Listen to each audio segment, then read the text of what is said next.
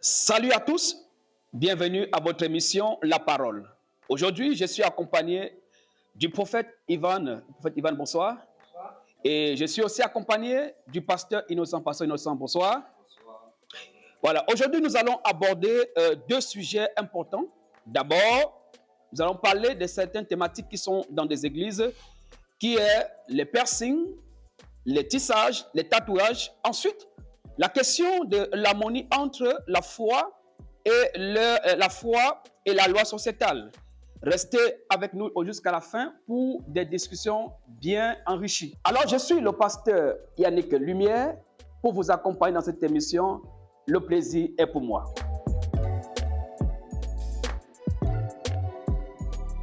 Prophète Ivan, la question que nous nous posons aujourd'hui, c'est pourquoi certaines églises imposent-elles des restrictions concernant les piercings, les tissages, les tatouages au sein de leur communauté.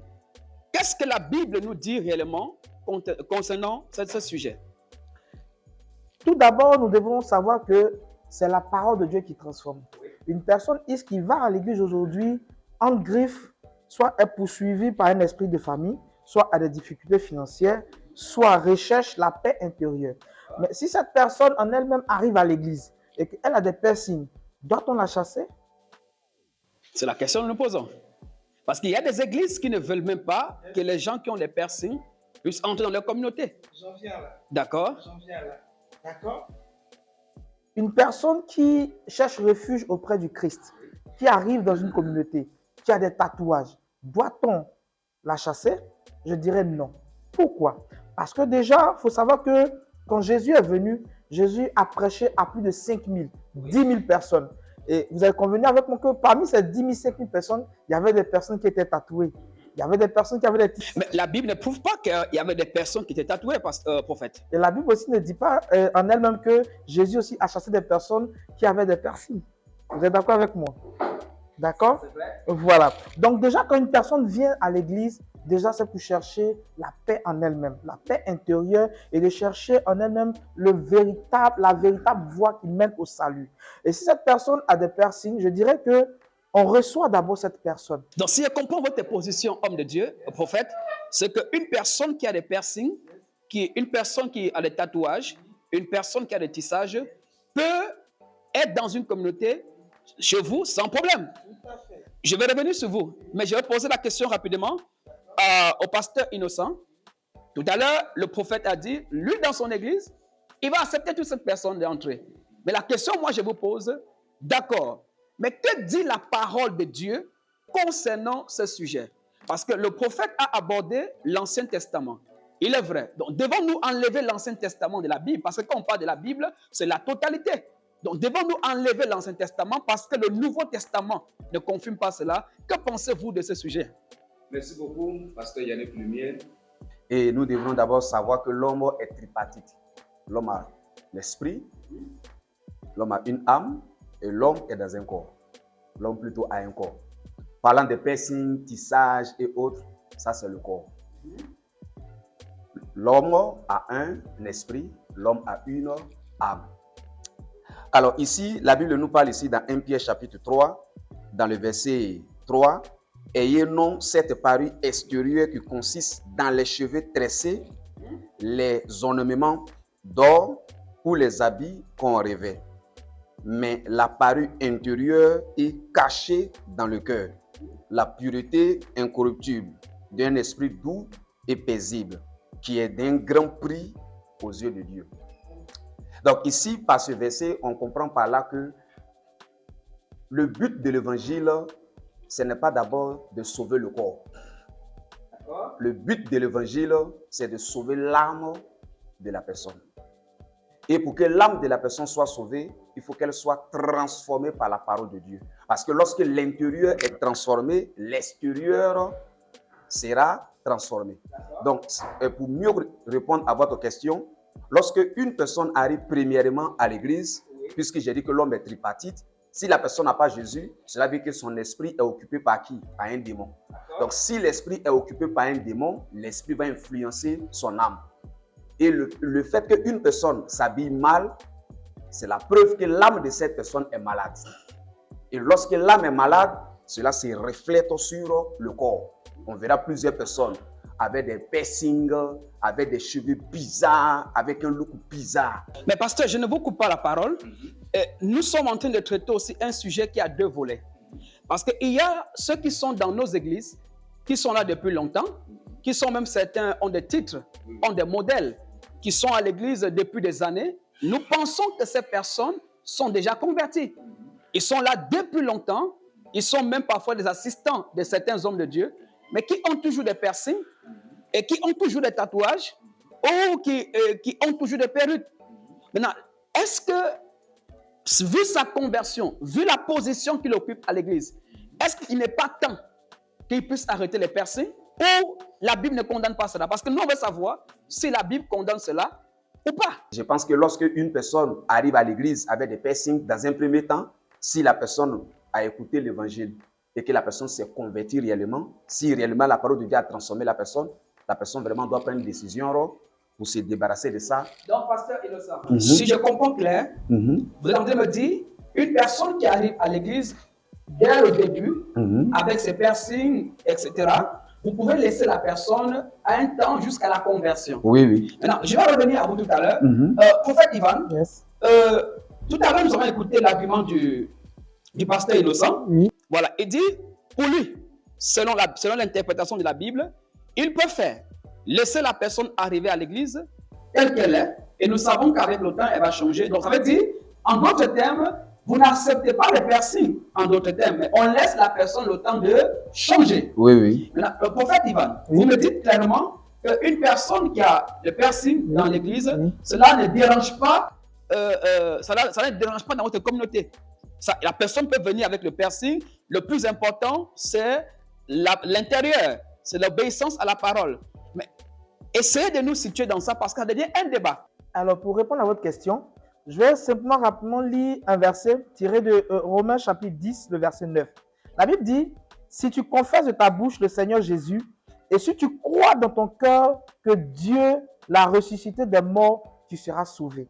Je vais dire, répondre au prophète Innocent que qu'est-ce qui est sauvé? C'est l'âme d'une personne qui est sauvée déjà.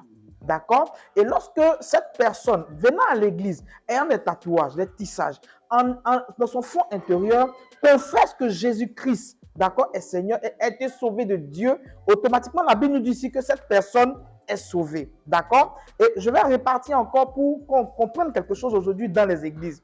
Il y a ce qu'on appelle les interdits de Dieu.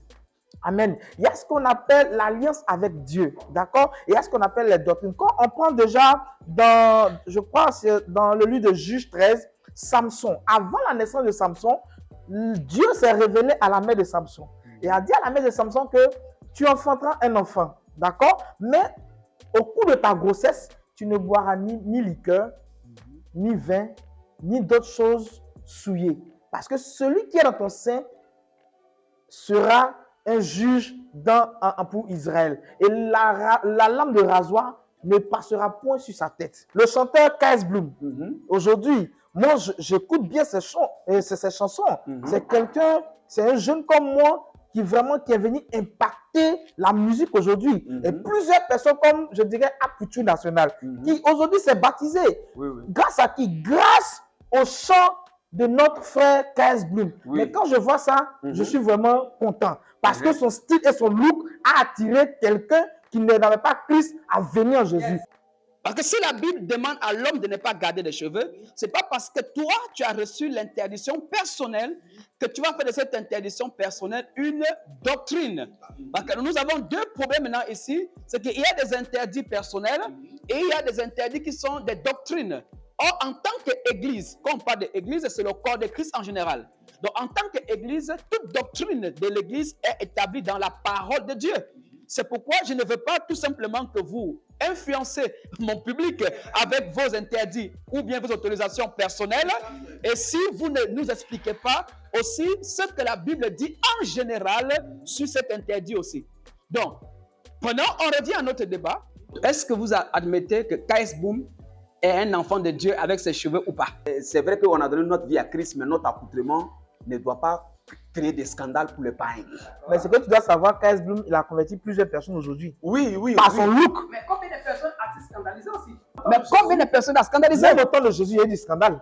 Les pharisiens, il y aura toujours, on doit comprendre quelque chose que... D'accord, imaginons dans- par dans- exemple, imaginez que vous avez un fils, Oui. votre fils a 12 ans, 13 ans, Oui. il est fanatique de KS Blue. Oui, Et du coup, vous voyez votre enfant, va te coiffer, non, va te coiffer, non.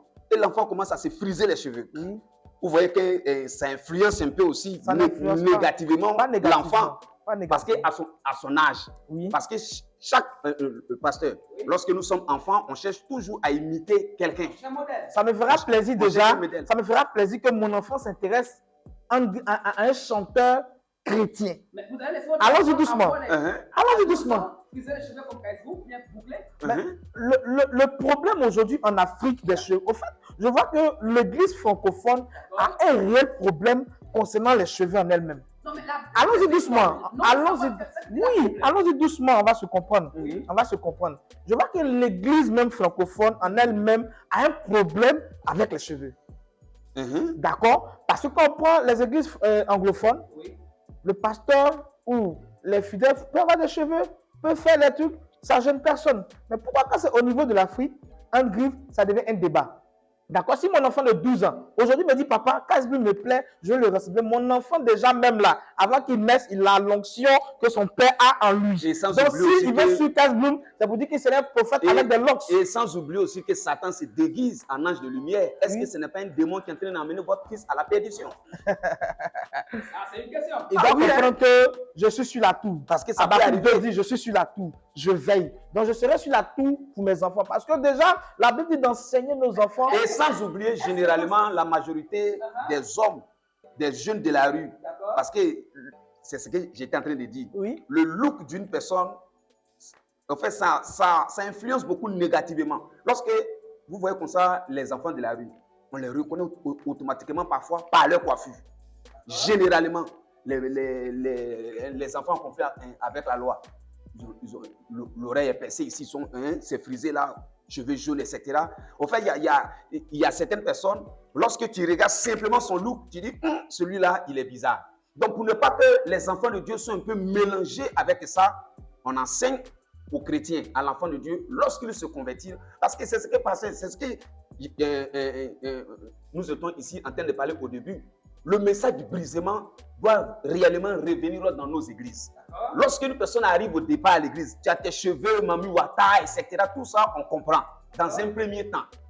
Mais lorsque réellement la parole de Dieu t'a transformé, bon, si Dieu a brisé mon âme, pour laisser les cheveux, laisser couler de ceci là, c'est ça qui cause un problème. C'est ça qui va causer réellement le problème. quand tu étais dans le monde, le fait d'avoir des cheveux plaisait à qui? Un griffe. On va dire plaisait à Satan. Donc tu penses que Dieu aussi n'aime pas ce qui est bon, quoi? Au fait, regarde. Non, allons-y doucement, on va se comprendre. Non, allons-y doucement. Non, regarde. Allons-y doucement. Non, Vous regarde. pensez que Il y en Dieu a- aussi... non, on va se Non, il y en a comprendre. qui Donc sont vous pensez païens. que Non, Dieu regarde, aussi... regarde là. Imagine par exemple, vous êtes là comme ça dans une cour. Vous connaissez comme ça un jeune païen qui a de longs cheveux. Vous êtes là-bas dans la cour. Maintenant, bon, tu viens comme ça dire à tes amis, désormais je suis quoi? Chrétien. Si tu enlèves au moins les cheveux, même sans même leur dire que tu es chrétien, ils vont remarquer que il y a Passez un le sang. changement. Passez le Tu vois un sang. peu, non? Passez le Bon, sang. imagine, mon frère, nous deux, nous sommes dans la cour. Moi, j'étais un grand païen avec beaucoup de cheveux, un look bizarre. Maintenant, tu me vois tous les jours partir à l'église. Maintenant, mon look reste toujours le même. Il y a un problème. Passez le sang. Il y a un problème. Est-ce que tu sais que... Il y a un problème. Passez le sang. Parce que Il n'y a pas non, de problème à au cela. fait, il y a certaines personnes, à travers simplement leur look, on sent réellement que la personne est en train d'approcher un peu vers la conversion. Imaginez par exemple une jeune fille qui s'habillait très mal.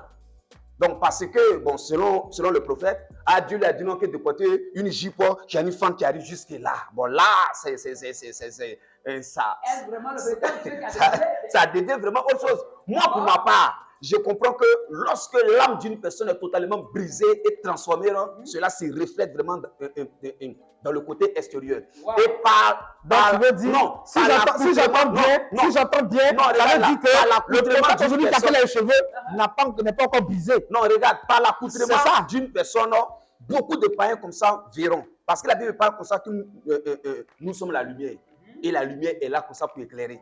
Donc, si, par exemple, nous étions plusieurs païens là, avec des habillements bizarres, moi je dis que désormais, je vais où ça? À l'église. Une fois que mon âme est transformée, beaucoup de ces païens qui sont là, ils doivent commencer à remarquer. Ah, la fille là, elle perçait ici, elle perçait là, le jeune, il perçait ici, ses cheveux étaient comme ça, telle couleur, mais il a changé.